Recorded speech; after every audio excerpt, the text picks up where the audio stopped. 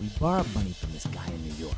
Except we're a band, not a payback charity. So we fled to London, but he tracked us down. We don't know how we're gonna get it. We just know Steve wants his money. Steve, she's 35 years old.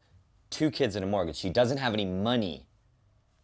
Steve, Jesus Steve. Well, Steve wants his money. So what are you, did you cut yourself on both hands? Lobster man. You're what? Yes. It's Lobster man. You look like a panda. Yeah, panda. Lobster man. Mr. Giddings, John, we're gonna cut right to the chase because we know you're one busy SOB. Now, you're a festival man, is that right? That's correct. I promote the Isle of Wight Festival. Water, John. People like to drink it. People will pay for water, John. Water's big, but how big can it get? What if we told you, John, that now there was Australian water? Australian water, the biggest water ever. A water to make the Great Lakes shake.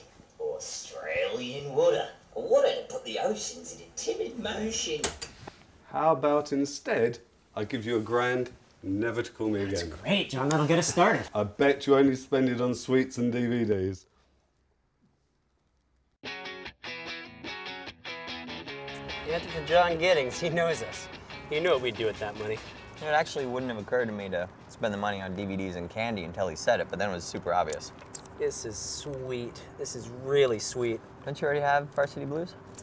Yeah, actually I had pretty much everything already, so I ended up buying a lot of repeats. So, well, got enough copies of Varsity Blues, man? I know, right? Seriously, what the F? If you were just gonna throw your money away, you could have given it to me.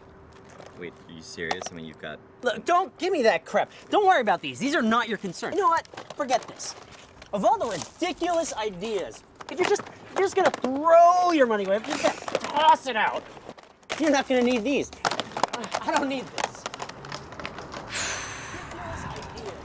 Huh. This is an asinine Well, I didn't need all those copies of Varsity Blues.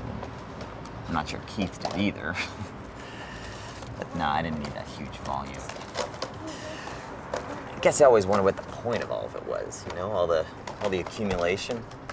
Copies of Varsity Blues, the cars, the women, hell, even money.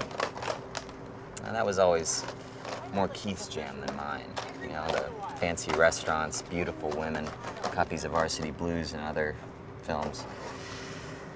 I just have a hard time worrying about that stuff when it's so obvious that someday, whether it's in a year or 10 years or 50 years, or hell, next week when you're crossing the street, that every single one of us, okay, is gonna be using a different video format.